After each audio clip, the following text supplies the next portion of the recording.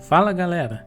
Uma das coisas que eu acho muito legal no Japão são as lojas de computadores. Em Akihabara eu gosto muito de ir na Tsukumo, uma loja de computadores dividida por andares. Cada andar você encontra vários hardwares divididos por seções, como andar da CPU, placa-mãe, andar somente de placa de vídeo, andar com gabinetes e assim por diante. O legal é que é diferente do Brasil. Quando você vai em uma loja, eles não ficam te seguindo e tentando vender de todo jeito. Você pode andar tranquilamente e olhar os produtos. Caso precise de ajuda, basta chamá-los que eles vêm te ajudar a tirar sua dúvida ou pegar o produto para você caso esteja em vitrines. Mas muitas lojas têm cestas parecidas com aquelas de supermercado, que você pode ir colocando os itens lá se for pequenos, como cabo, memória, mouse.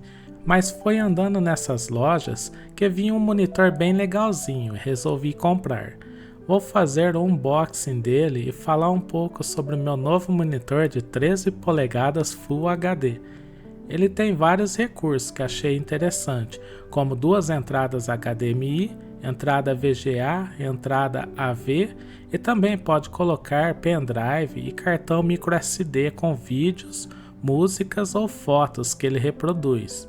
Inclusive ele tem até dois alto-falantes nele, não necessitando o uso de caixas de som. O legal é que ele vem com suporte que você pode colocar no encosto do banco do seu carro. É bom para quem vai viajar e quer colocar algo para o pessoal do banco de trás assistir. Ele vem com o cabo para ligar no seu acendedor de cigarros e alimentar a tela. Na caixa ele vem também com os cabos HDMI, VGA e AV. Inclusive tem até um controle remoto. A montagem dele é bem simples. Eu comprei ele para utilizar com meu Raspberry Pi. Achei que ia ficar legal um monitor pequeno com o Raspberry Pi ao lado.